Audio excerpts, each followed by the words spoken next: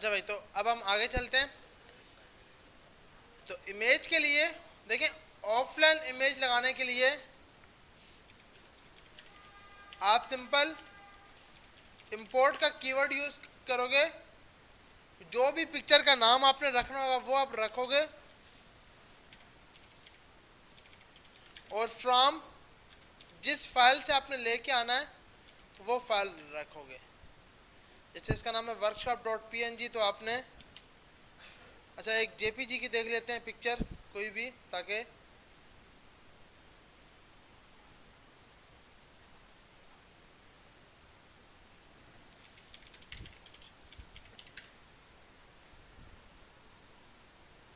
तो यहाँ पे पहले अपलोड कर लेते हैं कोई पिक्चर को, और फिर इसको डाउनलोड कर लेते हैं।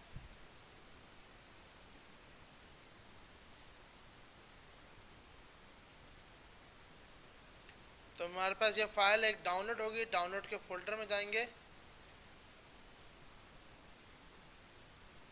इसमें ये PNG2, इसको हम एक्सट्रैक्ट कर लेते हैं।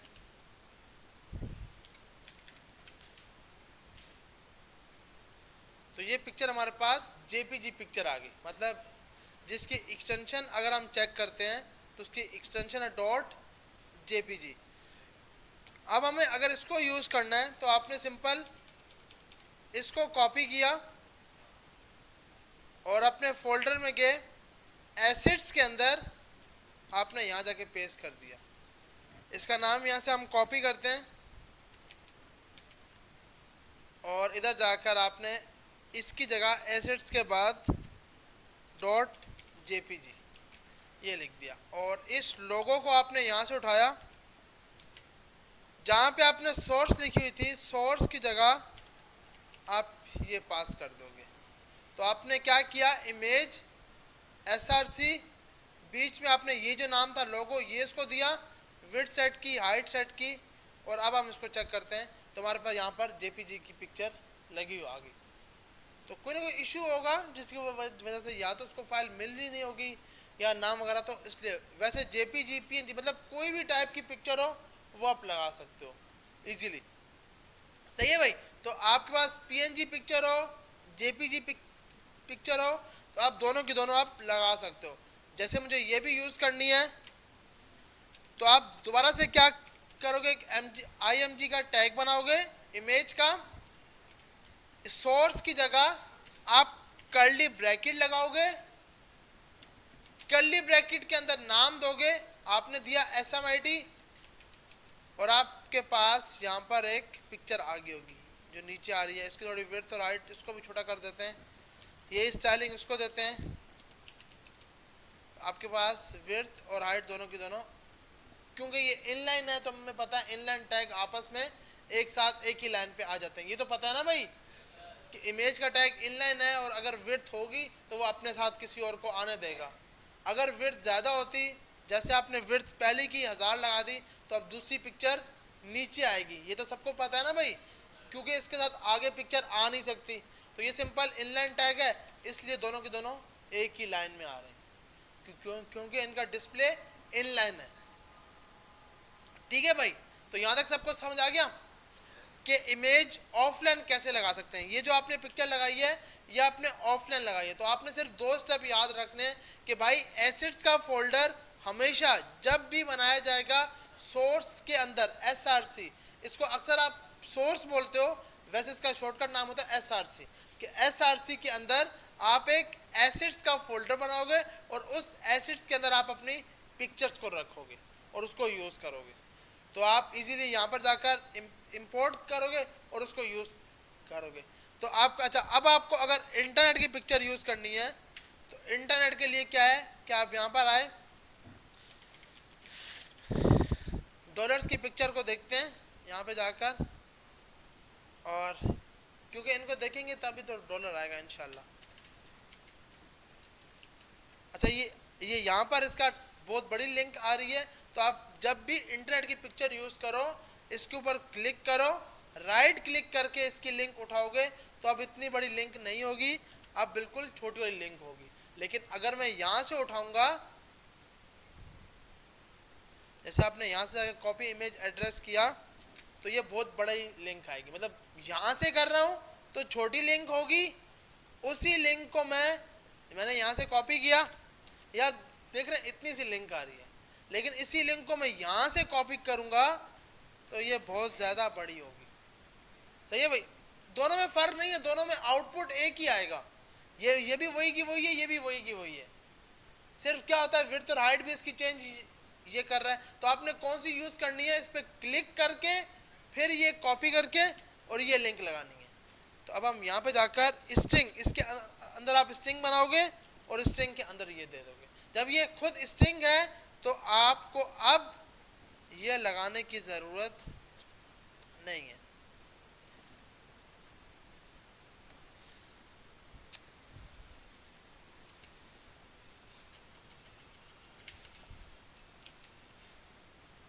तो यहाँ पर आपके पास एक इंटरनेट की पिक्चर भी लगी हुई आगे, इसकी वही स्टाइलिंग है, हाइट वेट सब कुछ आप कम कर सकते हो। हाँ तो ये आपने यूरल लगाया ना, मतलब इसके अंदर यूआरएल, वो तो यहाँ पर, वो तो अब यहाँ पे CSS में आप इस तरह करके लगाते हो बैकग्राउंड पे। अब आप अगर यहाँ पे देखोगे तो जहाँ भी ये टेक्स्ट होगा वहाँ पर लाजमी बैकग्राउंड पे इसके ये पिक्चर लगी होगी। तो आप क्या ये जो वो पिक्चर दिखा रहा है लगी हुई, तो सिंपल आपने ये लगाई हुई है। तो अब आपके पास अगर आपको बैकग्राउंड इमेज यूज़ करनी है तो आप इस तरह करके कर सकते हो। अब उसके अंदर आप इंटरनेट की लिंक भी पास कर सकते हो। तो लेकिन ये तब होगा जब फाइल की एक्सटेंशन .css होगी, .js में ये काम नहीं करता। JS के लिए आपको सोर्स ही यूज़ करना है और ये यूज़ होता है। सही है भैया। अब क्या है, आप मल्टीपल कंपोनेंट्स बनाओगे तो जब भी कंपोनेंट्स आप प्रोजेक्ट में बनाते हो तो आप एक फोल्डर बनाते हो जिसका नाम होता है कंपोनेंट्स। क्योंकि आप वेबसाइट बना रहे हो, क्योंकि आप रैक में वेबसाइट ही बनाते हो, तो वेबसाइट के अंदर हेडर होगा, फुटर होगा, बॉडी होगी, होम पेज होगा, कॉन्टेक्ट पेज होगा, तो आप हर चीज़ का कंपोनेंट बनाओगे। तो उसके लिए आप सिंपल एक कंपोनेंट का फोल्डर बनाओगे। तो आप इस कंपोनेंट के अंदर जाकर आपने एक फाइल बनाई जिसका नाम रखा header.js। तो आपने यहाँ जाकर सबसे पहले एक फंक्शन बनाया जिसका नाम रखा हेडर।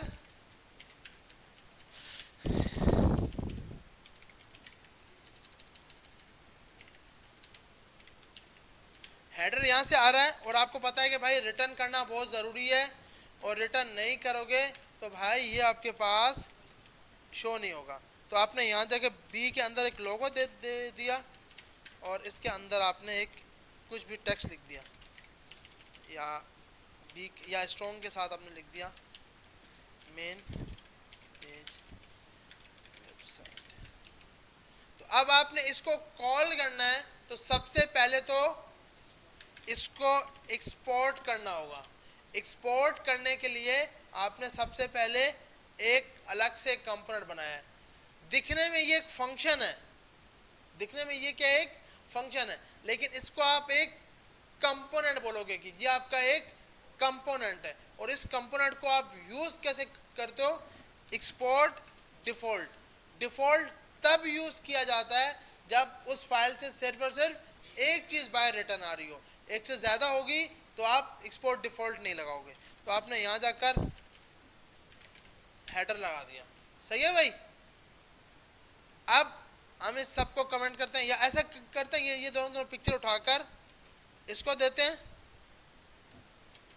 और ये जो इमेजेस भी आ रही हैं ये भी यहाँ से उठाकर इसको के हेडर में हमने ये सब यूज़ कर लिया, मतलब हेडर के अंदर दोनों ये पिक्चर आ जाएं। तो अब मुझे ये कंपोनेंट यहाँ पे कॉल करना है। पहले हम इस पूरे कोड को हटा देंगे, ये पूरा कोड हट गया। अब हमें पता है कि अगर H1 पहले लिखा होगा तो भाई साफ सी बात है पहले हेलो लिखा होगा, उसके बाद हम चाहते हैं कि हेडर का कंपोनेंट आए तो हेडर का कंपोनेंट आएगा, ऐसी है ना भाई।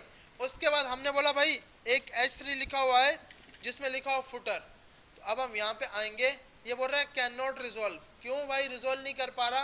क्योंकि भाई अब आप खड़े हो कंपोनेंट्स के अंदर। अब आप कहाँ पे खड़े हो? कंपोनेंट्स के अंदर। तो सबसे पहले तो इस कंपोनेंट से बाहर निकलना है, फिर एसिड्स में जाना है, और फिर आपकी पिक्चर। तो इसका मकसद ये है कि भाई डॉट एक बार नहीं, डॉट दो बार आएगा कि पहले इस फोल्डर से बाहर निकलो। डॉट स्लैश का मतलब उसी फोल्डर में है, डबल डॉट का मकसद कि उस फोल्डर से पहले बाहर निकलो। तो अब ये आपका हेडर आ गया, ओ ये आपका हेलो आ गया, ये आपने जो हेडर बनाया वो आ गया, ये आपका फुटर आ गया। सही है भाई। तो अब आपके पास यूं करके आपने कंपोनेंट कॉल किया है। इसी तरह अगर इसी फाइल के अंदर भैया फुटर भी बना होता, फुटर भी आपने यहीं पे बना दिया है, मतलब एक ही फाइल के अंदर हेडर भी है और फुटर भी है। अब अगर इन दोनों को मुझे यूज करना है और फुटर के अंदर इन दोनों को हटा देते हैं, H1 फुटर लिखते हैं। पीछे वाली आवाम को समझ आ रहा है या ऊपर से जा रहा है कि क्या चल रहा है? ये समझ आ रही है? आपको आ रही है समझ या ये समझ नहीं आया? आ रहा है, सही है। अब ये बताओ, अगर आ रहा है तो ये हेडर लिखा है मैंने, सही है। यहाँ पर डायरेक्ट मैंने इंपोर्ट नहीं किया तो ये इंपोर्ट हो गया, ये देख रहे हो बाय डिफॉल्ट ये क्या हो गया? इंपोर्ट। इसका नाम अगर मैं ये हटाऊंगा ना, ये लाइन देखो, ये मैं हटाऊंगा और सिर्फ मैंने यहाँ लिखा हेडर, तो अब ये खुद ब खुद जैसे मैं इस पर क्लिक करूंगा ये लाइन खुद ब खुद आ जाएगी, ये लाइन खुद ब खुद आ जाएगी, क्योंकि साफ सी बात है कि आप शॉर्टकट उसको यूज कर रहे हो। तो आपने यहाँ जाकर हेडर बना दिया। अब ये क्या बन गया? हेडर यूं करे कंपोनेंट। आपको यूं नहीं बनाना, आपको इसको नहीं लगाना, यहाँ जाके स्लैश क्लोज की साइन लगानी है, लाजमी है कि भाई, क्योंकि ये कोई टैग नहीं है, ये कंपोनेंट है। ये क्या हमारे पास एक कंपोनेंट। जब भी कंपोनेंट होगा स्लैश से ओपन होगा और एंड किससे होगा? डॉट स्लैश से।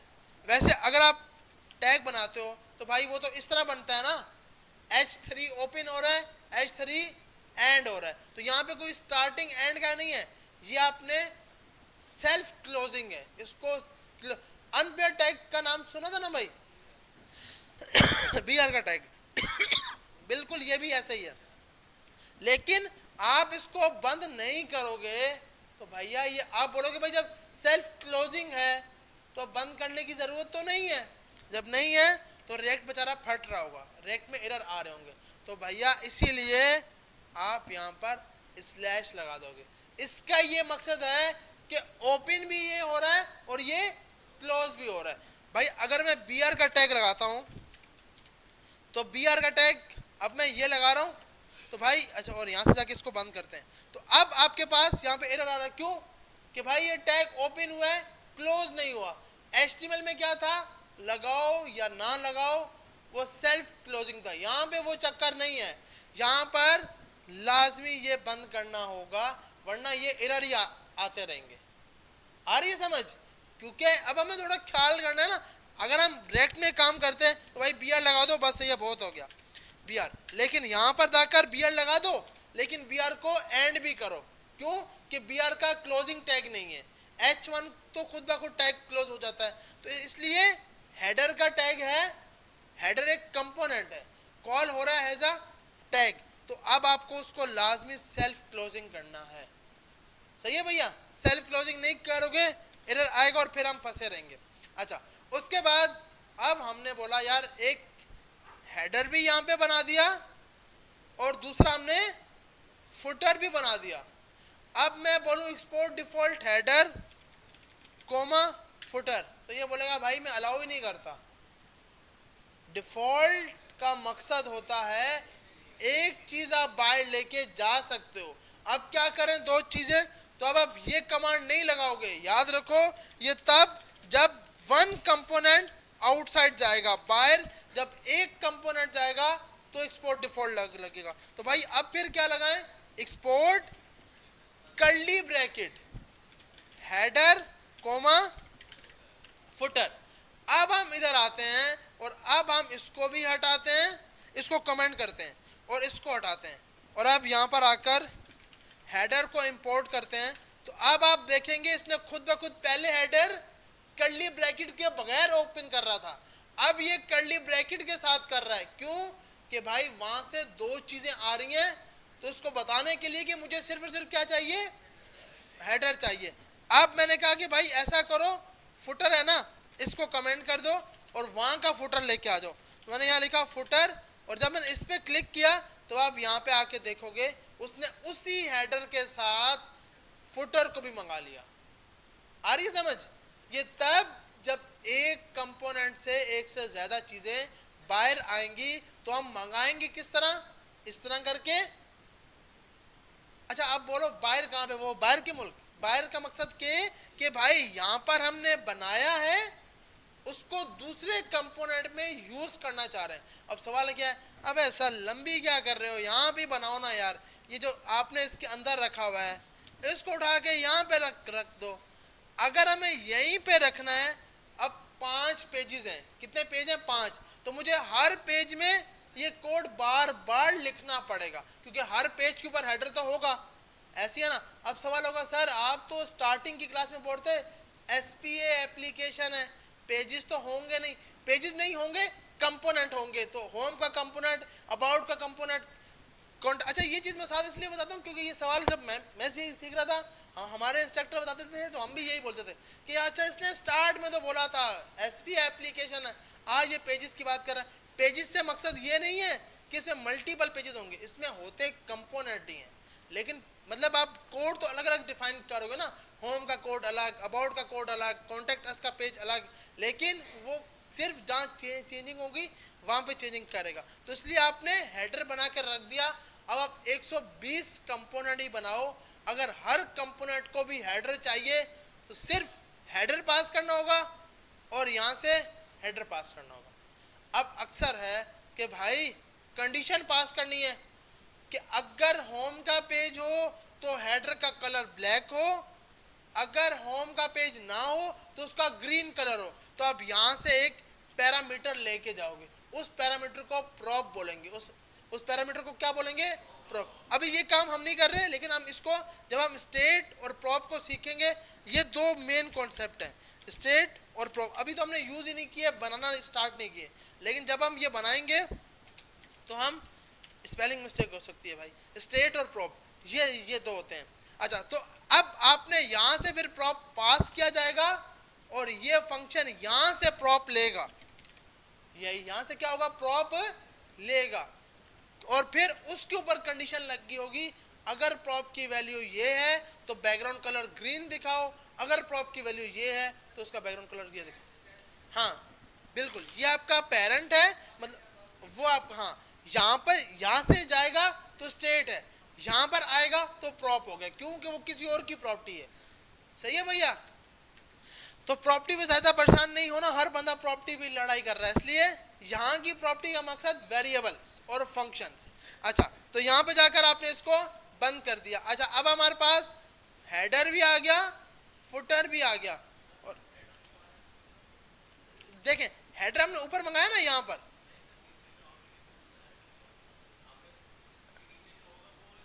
हाँ बिल्कुल। देखो पहले हेड, अभी पहले हेडिंग 1 लिखी आएगी, फिर हेडर आएगा, फिर एक बीआर होगी और फिर H3 और फिर फुटर। नहीं, ये अलग कंपोनेंट है। हाँ अगर मैं यहाँ पे जाऊँ, देखो हम इस चीज को समझने के लिए अभी के लिए वैसे ये लगाना नहीं चाहिए, हम यहाँ पे डिव लगा देते हैं ताकि यार इसका बैकग्राउंड कलर से हम समझ सकें कि हेडर कहाँ से स्टार्ट हो रहा है। तो हमने बैकग्राउंड कलर पिंक मार दिया या येलो कर देते हैं। तो अब हम देखेंगे तो हमारे पास बोलेगा भाई बीआर क्या है, H3 क्या है, क्योंकि भैया ये आपके पास HTML नहीं है, कुछ भी लिखो चल जाएगा, क्योंकि बीआर का टैग स्मॉल होता है, ये तो हमें पता है ना भाई, ये तो हमें याद है ना सब। H3 ये बोलता है क्या है भाई। और वहां पर क्या था, हम जुबैर के नाम से भी टैग बनाते तो बोलता चल सी बेचारा सीख रहा है, जुबैर के नाम से बनाया तो जुबैर का भी टैग बना देता था। यहाँ पर रेक्ट बोलता है नहीं, तूने बहुत टाइम लगा दिया, अब सही करना है। तो अब हमारे पास ये यहाँ से हेडर स्टार्ट हो रहा है, ये आपका हेलो, फिर उसका हेडर, फिर उसके नीचे टैग्स, और फिर आपका फुटर आ रहा है जो आप यहाँ से मंगा रहे हो। फुटर भी आपका इसी कंपोनेंट से आ रहा है। बिल्कुल फुटर शो करा देंगे। तो आपने यहाँ पर जो भी होगा वो आपका फुटर पे शो हो जाएगा। सही है भैया, यहाँ तक सब कुछ समझ आ गया। तो आप हाँ नहीं, हर पेज पे आपका हेडर और फुटर होगा, लेकिन आप बनाते कैसे हो। कंपोनेंट की बात करें तो फुटर का अलग होता है और हेडर का आप अलग कंपोनेंट बनाते हो। मतलब आपने फुटर अलग बना के रखा है और आपने हेडर अलग बना के रखा, तो आप इस तरह करके अलग अलग है। तो अब आप क्या है कि अब आपने एक्सपोर्ट डिफॉल्ट कर सकते हो, क्योंकि अब इस फंक्शन से सिर्फ और सिर्फ एक ही वैल्यू बाहर जा रही है। और जी जी हाँ बना सकते हो। अभी कंपोनेंट्स के अंदर आपके ये होंगे मेन हेड, मतलब मेन कंपोनेंट, फिर आएंगे इसके साथ एक आएगा स्क्रीन का फोल्डर। स्क्रीन्स में होगा होम का पेज, कॉन्टेक्ट का पेज, वो अलग अलग बनाएंगे। मतलब कंपोनेंट के अंदर सर पेज मेन आपका यहाँ से स्टार्ट होता है app.js, ये सबसे पहला पेज है जो शो होता है। हाँ तो ऐसे ही अब देखो, आपने अभी एक कंपोनेंट का फोल्डर बनाया, इसके साथ आप स्क्रीन्स का फोल्डर बनाओगे। स्क्रीन्स में होम, अबाउट, कॉन्टेक्ट, और फिर ये विजेट्स जो आपने बनाया फुटर और हेडर, ये हर पेज में कॉल होंगे, क्योंकि होम पे भी हेडर होगा, कॉन्टेक्ट अस पे भी हेडर होगा। तो आपने अलग से विजेट बनाओ, कंपोनेंट बना के रख लिए और आप यहाँ पे यूज कर रहे हो उसको। अच्छा तो आपका ये आ गया। अब आप यहाँ पे लिखोगे एक्सपोर्ट डिफॉल्ट फुटर। अब यहाँ पर आ रहा होगा एरर। हम पेज पे रिफ्रेश करते हैं, ये एरर किस किस को समझ आ रहा है, ये दोनों error. Export header imported has header was not found in component के अंदर। वहां पर देखो हमने कोड ये लिखा है, कोड का ये रहा, उसको फुटर नहीं मिल रहा। सही है भाई, फुटर हटाते हैं अभी के लिए और यहाँ से फुटर को भी हटा देते हैं। अब क्यों एरर आ रहा है भाई? हाँ, जब भी अगर खाली चीज बाहर आ रही है, देखो रूल है, खाली चीज बाहर आ रही है तो आप कर्ली ब्रैकेट नहीं लगाना। ये एरर क्या बता रहा है? Export header imported has header was not found export default, कि भाई मुझे तो वहां से डिफॉल्ट मिल रहा है, तो आपने ये कर्ली ब्रैकेट क्यों लगाई हुई है? हमने कहा भाई गलती हो गई, हटा दो। क्योंकि जब भी सिंगल चीज बाहर आएगी तो आप उसको कर्ली ब्रैकेट के अंदर नहीं लगाओगे। आप बोलो सर हमारी मर्जी, अगर यही है, शौक है लगाने का, तो भैया फिर इसको यहाँ से यूं लेके जाओ। अगर वहां पे कर्ली ब्रैकेट लगानी है तो इसको एक्सपोर्ट डिफॉल्ट नहीं करो। आ रही है समझ? अगर ये एक्सपोर्ट डिफॉल्ट होगा तो अब यहाँ पर कर्ली ब्रैकेट नहीं लगा सकते, लगाओगे तो वो एरर देगा। सही है भैया, यहां तक सब कुछ समझ आ गया? अब हम इससे पहले आगे जाने से पहले एक चीज, कि आपने जो असाइनमेंट कल करके आनी, जिसके बाद ये असाइनमेंट नहीं होगी वो क्लास नहीं लेगा। और अगर किसी के पास सिस्टम का मसला है, सलानी रात तक खुला हुआ है, आपको भी पीछे वाले सिस्टम, आगे वाले नहीं, आगे तो क्लास होगी, पीछे वाले सिस्टम यूज करके इस असाइनमेंट को कंप्लीट करोगे। असाइनमेंट में होना क्या चाहिए? हेडर, सबसे ऊपर आपका शो होगा हेडर, उससे नीचे आपने एक इमेज लगानी है, मतलब समझो वो एक स्लाइडर होगा, और उससे नीचे आपने डिव के अंदर 3 कार्ड बनाने हैं और फिर फुटर होगा। ऐसा कोई जिसको ये असाइनमेंट समझ नहीं आ रही, सबसे ऊपर हेडर बना दिया। अब आप बोलो हेडर में क्या हो, जो आपका दिल करे वो बनाओ, लेकिन हेडर का अलग से कंपोनेंट बनना चाहिए। हेडर का एक अलग से कंपोनेंट होगा। हेडर में नैप बार बना दो, मतलब कुछ भी बना दो, सिर्फ हेडर भी लिख दो। हमारा मेन काम है कि हमें मल्टीपल कंपोनेंट बनाना आ जाए और उसको यूज करना आ जाए। तो आपने हेडर का एक कंपोनेंट बनाया, उसमें सिर्फ h1, ज्यादा टाइम नहीं होगा, तो आप सिर्फ h1 में h1 बना के हेडर ही लिख दोगे बस। अगर किसी को इमेज, लेकिन इमेज भी यूज करनी है। दूसरे पे आपने एक स्लाइडर का कंपोनेंट बनाना है, अलग से एक कंपोनेंट होगा जिसका नाम होगा स्लाइडर डॉट जेएसएक्स। उसके अंदर ऑफलाइन एक पिक्चर लगानी है जिसकी विड्थ 100% करनी है ताकि पूरी पूरी स्क्रीन पर शो, हाइट जितनी भी रखो। उसके बाद कार्ड की बात करें तो एक डिव बनाना है, डिव के अंदर 3 कार्ड। अगर किसी को कार्ड बनाने में भैया मसला हो, सिंपल डिव बना लो, डिव के अंदर बॉर्डर तो लगा सकते हैं ना भाई, डिव के बॉर्डर बना लो, डिस्प्ले इनलाइन ब्लॉक कर लोगे तो विड्थ जो है वो विड्थ सेट हो जाएगी, तीनों की विड्थ सेट कर दोगे और कार्ड शो करा दोगे। चौथे नंबर पे फुटर, और फुटर में भी एक हेडिंग बना लोगे। लेकिन ये सबके पास होना चाहिए, इतना बड़ा काम है नहीं, हो जाएगा भाई।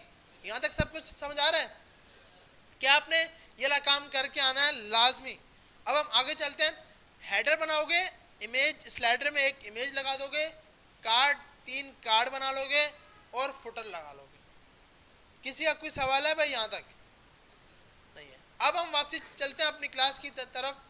अब आप देखें आपने इनपुट कैसे यूज करने हैं।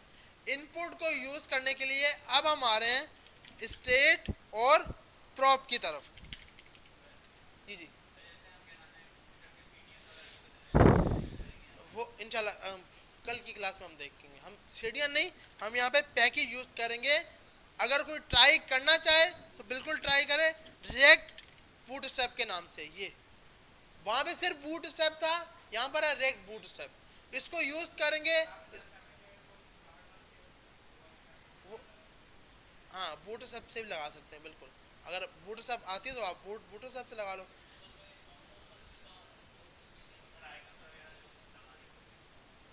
आइकन तो अभी भी मैंने बोला नहीं, आइकन के लिए बहुत बड़ी लाइब्रेरी है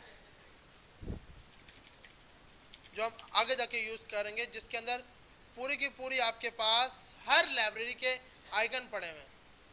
तो यहाँ पे ये बताता है कि भाई आपके पास जितने भी आइकन है, जिस वेबसाइट के आप चाहो, आपने बोला मुझे होम का आइकन चाहिए, तो ये होम के मल्टीपल आइकन आ गए हैं, तो हम ये यूज करेंगे रिएक्ट आइकन। बहुत बड़ी वेबसाइट है ये, तो इसलिए हम यहाँ से इसको यूज करेंगे। अब आप सिर्फ ये आपको बोलता है भाई कोई भी कंपोनेंट के आपने कॉन्टेक्ट अस को लगाना है तो कॉन्टेक्ट का सर्च करो, कॉन्टेक्ट के हर वेबसाइट के आगे हैं। ये करवाऊंगा इंशाल्लाह, ये वाला काम पहले हो जाए। ये हमने कर लिया तो हमें रिएक्ट कुछ समझ आ जाएगी, फिर हम इसको खुद करेंगे क्लास के अंदर। इसका बहुत इजी है, कोई मुश्किल नहीं है। अगर कोई यूज करना चाहे बिल्कुल कर सकता है। ये आप पैकेज इंस्टॉल करोगे और बस इसको इंपोर्ट करना है और ये आइकन लगा दिया, बस ये कमांड चलाओगे। सही है भैया? बहुत सी पैकेज है और इसके अंदर सबसे अच्छी लाइब्रेरी ये लिए मटेरियल यूआई। इस हाँ वो भी है बिल्कुल, और इसको भी आप यूज कर सकते हो। तो हम ये सब ट्राई करेंगे। अभी तो हमारी रिएक्ट स्टार्ट हुई है, तो इसलिए देखो अपने आप में इंटरेस्ट लेके आओ। रिएक्ट बहुत मजे की चीज है, अगर इस पे मतलब टाइम दो। टाइम नहीं दोगे तो फायदा नहीं। अगर जावास्क्रिप्ट वाली हालत है कि भाई चल रहा है, क्लास ले रहे हैं, तो मजा नहीं आएगा। ये रिएक्ट खुद करने से आती है। इंस्ट्रक्टर जितना ही बोलता रहे ये कर लो वो कर लो, कुछ फायदा नहीं है। खुद करना है तो मजा आएगा। और मल्टीपल चीजें बनाओ और शेयर करो लिंक्डइन के ऊपर, मल्टीपल प्लेटफॉर्म्स के ऊपर, ताकि आपकी अपनी वर्थ बने। क्योंकि हमें अपने आप को बेचना है भाई, तो इसलिए बेचने के लिए किसी को थोड़ी पता है कि आप इतना कितना अच्छा काम करते हो। 2-3 महीने हमें पता लगेगा, हमारा कोर्स खत्म, बस आप अलग हम अलग, फिर हम बोलेंगे अबे भाई वो कोर्स किया था, वो सिलाने में गलती हो गई थी। क्योंकि अपने आप को बेचने के लिए पहले कुछ ना कुछ मल्टीपल चीजें बनाओ और उसको शेयर करो।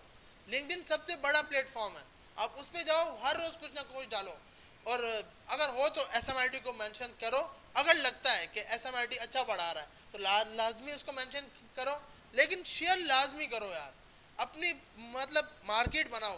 कराची के बंदे को आपका नहीं पता कि आप क्या कर रहे हो, तो उसको कैसे बताओगे?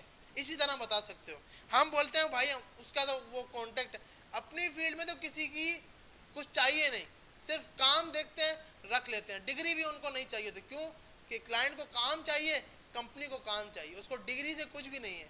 तो इसलिए किसी का अगर कोई इंटर वाला है वो ये सोच के बैठा कि यूनिवर्सिटी करूंगा तभी जॉब मिलेगी, ऐसा नहीं है। हाँ, गवर्नमेंट सेक्टर में जाना है तो फिर वही है कि भाई कोई मसला नहीं, फिर तो कुछ भी ना करो, सिर्फ पैसा दो तो हो जाएगा सब कुछ। लेकिन अगर अपने ऊपर कुछ करना है तो आपने कोशिश करनी है, अपने आप को बेचना स्टार्ट करो बस अब से ही। अब रेक्ट स्टार्ट हुई है, अब तो कुछ ना कुछ बनाते रहो। नेट चैट जीपीटी उससे पूछो कि भाई मैंने रेक्ट आज ये टॉपिक सीखा है, मुझे कोई मल्टीपल प्रोजेक्ट बता, मैं क्या बनाऊं। अच्छा, उससे ये नहीं बना के दे, वो आइडिया लेना है कि क्या बनाऊं। क्योंकि हमारे पास मसला बताऊं क्या है, हम क्लास में करते हैं, हमारा आइडिया नहीं होता। अब ये है ना, बस ये हमने असाइनमेंट दे दी, बस यहाँ तक मुश्किल से ये भी हो क्या है जो ये ली दी है, आधी आवाम तो ये भी नहीं कर पाएगी। तो इसलिए भाई अपने आप को ज़्यादा से ज़्यादा बेचना है, किसी को नहीं पता कि आप क्या कर रहे हो।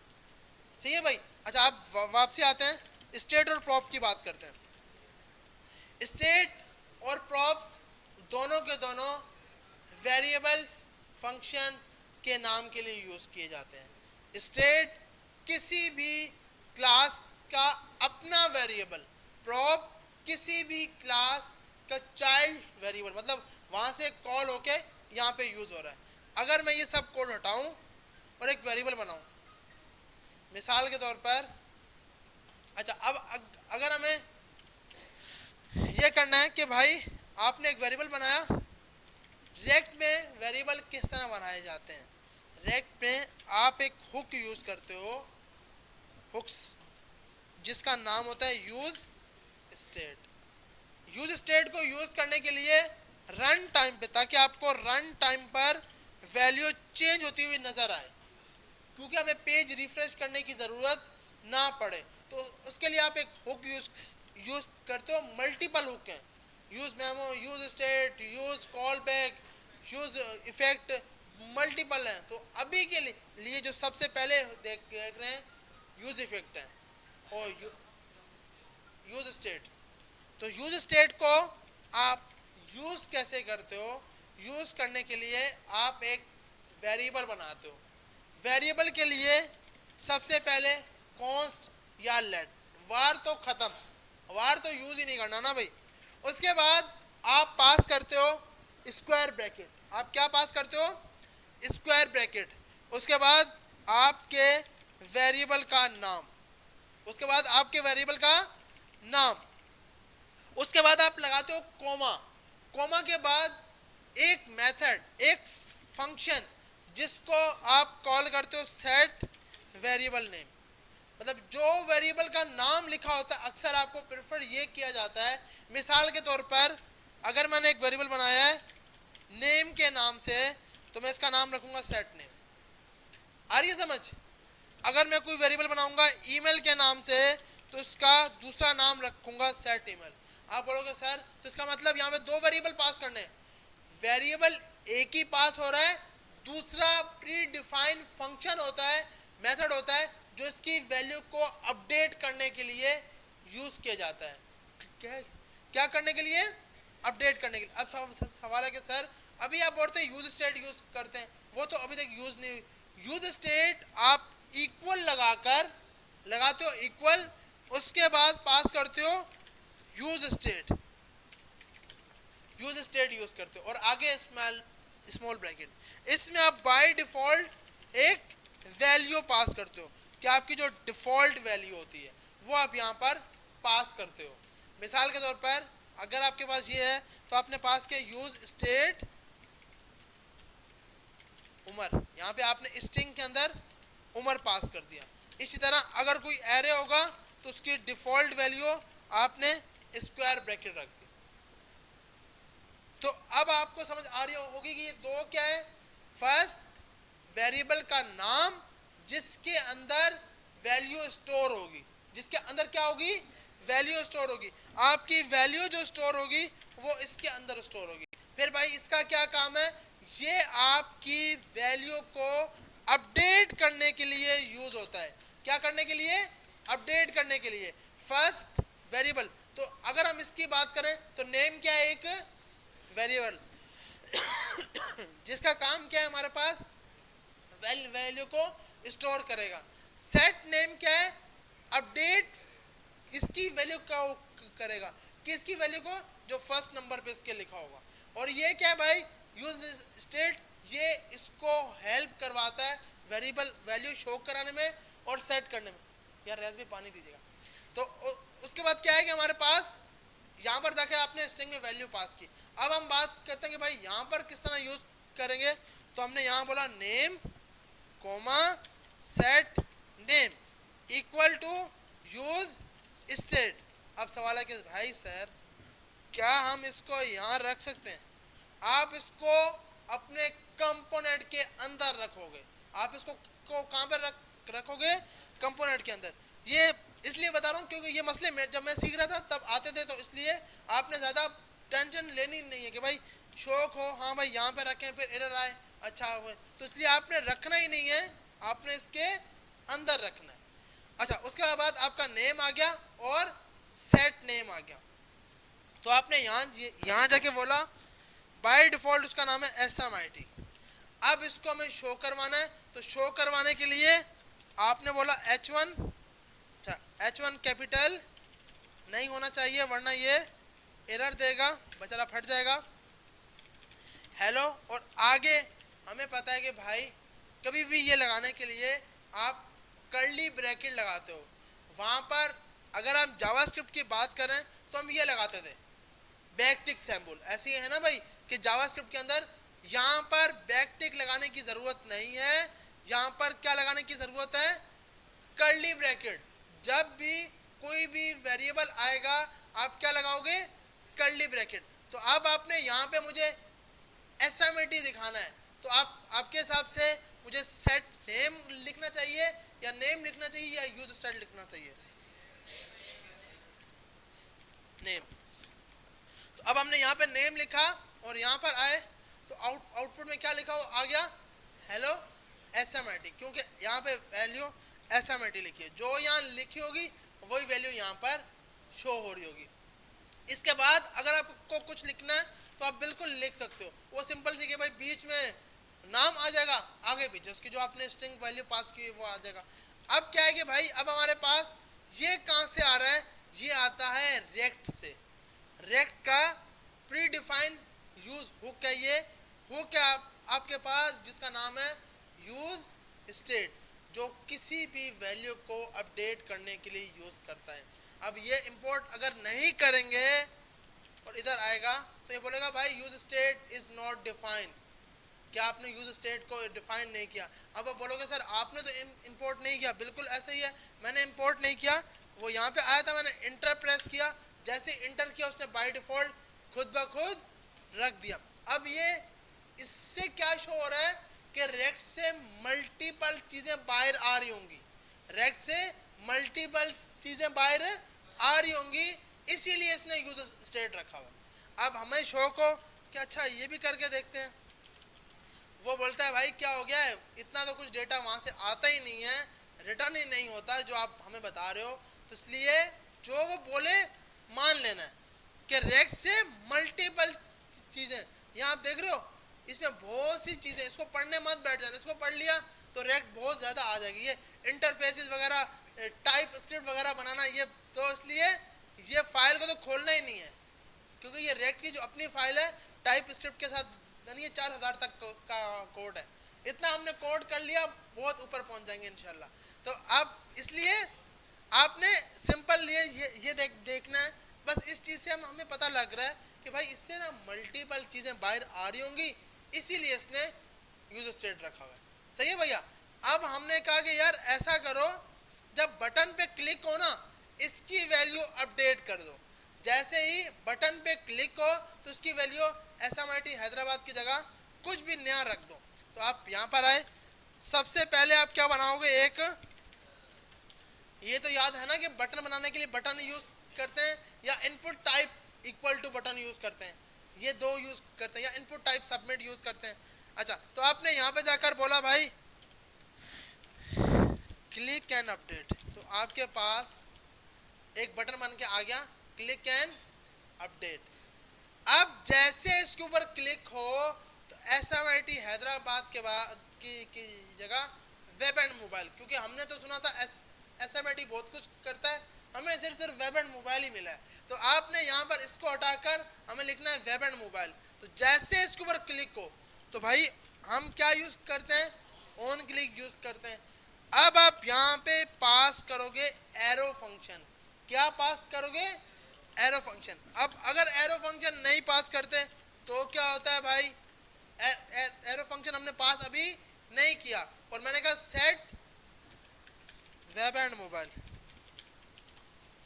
तो अब आपके पास बोलेगा भाई रेक्ट लिमिट एक्सीड कर गया है, क्यों, वो हर बार इसको कॉल कर रहा है वो बेचारा। अगर आप यहाँ पे जाते हो और इसके अंदर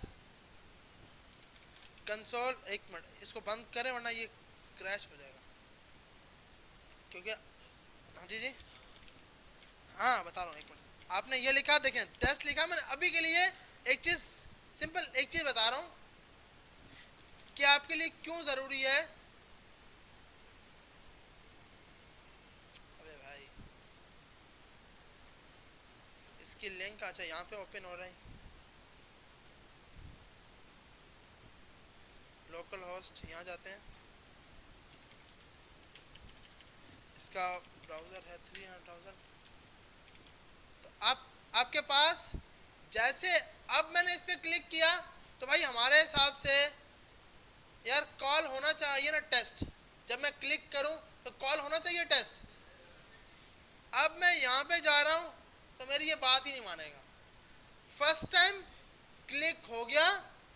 अच्छा अभी आप ये मत देखो कि नेम क्यों नहीं अपडेट हो रहा, क्योंकि अब तक हमने वो लॉजिक ही नहीं की। अभी ये देख रहे हैं कि हमें एरो फंक्शन लगाना क्यों जरूरी है, पहले हम ये देख रहे हैं। अब देखो मैंने क्लिक नहीं किया, जब क्लिक ही नहीं किया तो टेस्ट क्यों लिखा हुआ आ रहा है और 2 बार लिखा हुआ आ रहा है।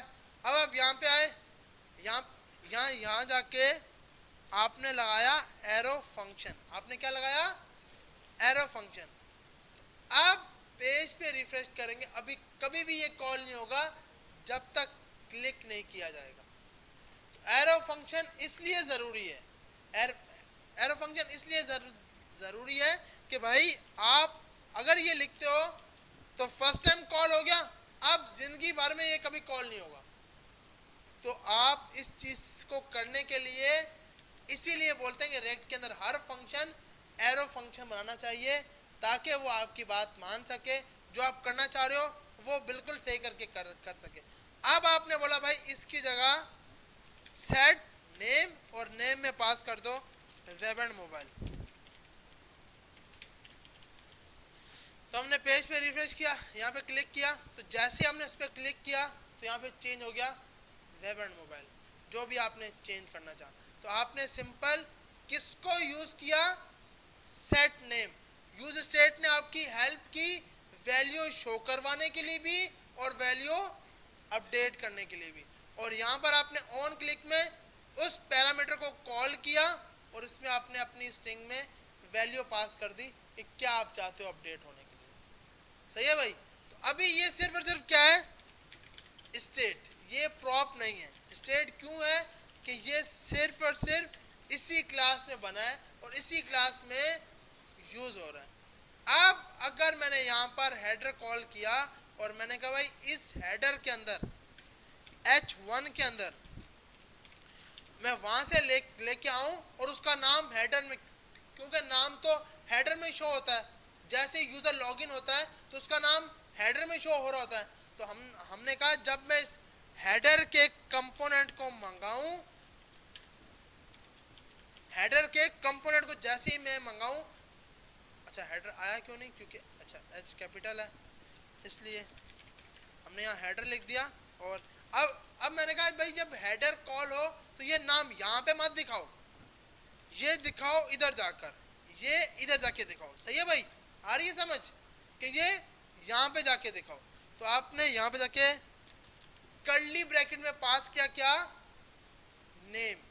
बाय डिफॉल्ट अगर कर्ली ब्रैकेट नहीं देते तो आपके पास डेटा आता है प्रॉप में। अभी आपको दिखाता हूँ मैंने यहाँ पर सिंपल हेडर के अंदर क्या लिखा, प्रॉप, और यहाँ पे आके कंसोल डॉट लॉग प्रॉप।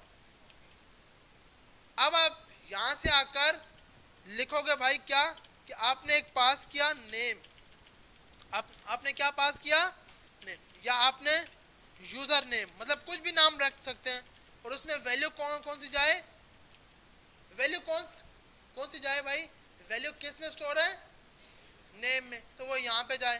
तो अब आपके पास आपने देखा होगा कि यूजर नेम में क्या लिखा आ रहा है, SMIT हैदराबाद। ये कहाँ पे, हेडर की क्लास में, कौन सी क्लास में, हेडर की। अब जैसे मैंने क्लिक एंड अपडेट पे क्लिक किया तो नाम क्या हो गया, मतलब आप चेंजिंग कहां पे कर रहे हो, पेरेंट में, नजर कहां पे आ रही है, उसके चाइल्ड में, क्योंकि app.js क्या है, उसका पेरेंट, ये उसका क्या है, चाइल्ड, और चाइल्ड में आपने प्रॉपर्टी पास किया है।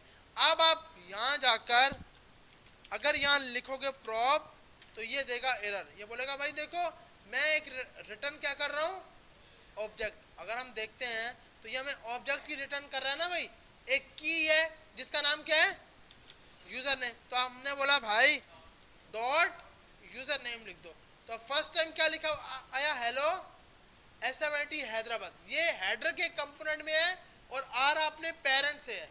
अब जैसे ही मैंने क्लिक किया तो उसने उसको अपडेट कर दिया।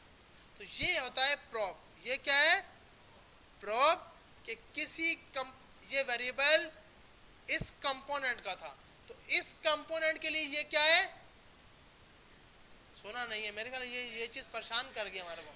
अभी स्टार्टिंग की वैल्यू में ये स्टेट है, जब ये पास हुआ है तो ये क्या हो गया है, प्रॉप, और यहाँ पे प्रॉप के नाम से। अब सवाल है कि भाई प्रॉप लिखना जरूरी है, नहीं भाई, आप अपना नाम भी लिख सकते हो, जो नाम लिखना चाहो वो आप नाम यहाँ पे लिख सकते हो, वही नाम आप फिर यहाँ पर भी कॉल कराओगे। सही है भैया। तो अब आपके पास जैसे आप क्लिक कर रहे हो तो यहाँ पे web and mobile, hello web and mobile लिखा हुआ है। सही है भाई। तो अब आपने यूज स्टेट, प्रॉप और वो कंपोनेंट असाइनमेंट, सबसे पहले कंपोनेंट वाली असाइनमेंट लाजमी सबने करनी, जिसकी हो जाए वो ग्रुप में शेयर करेगा कि भाई मेरी हो गई है। जी जी, नॉर्मल भी आप बना सकते हो, लेकिन नॉर्मल बनाने का फायदा नहीं ना कि मुझे रन टाइम पे चेंज करना है, मतलब एक वेरिएबल उसकी बाद में जाके वैल्यू चेंज करनी है, तो आप इसलिए यूज स्टेट से करते हो ताकि रन टाइम पर चेंज हो जाए डेटा। हाँ बिल्कुल, इसको हम नेक्स्ट क्लास में काउंटर बनाकर लाजमी देखते हैं। ठीक है भैया।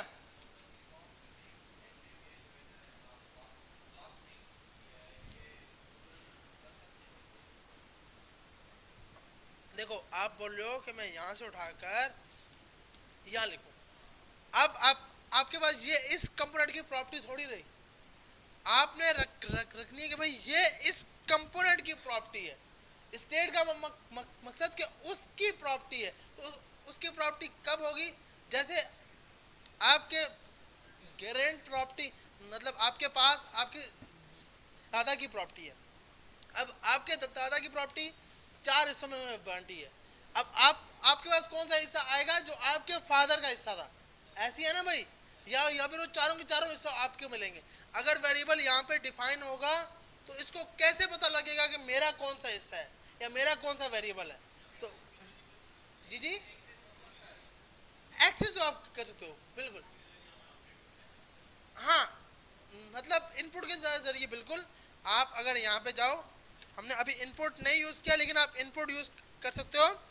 और आपने बोला ऑन चेंज, ऑन चेंज में आपने बोला सेट नेम ई डॉट, अच्छा यहाँ पे आप पास करते हो ई,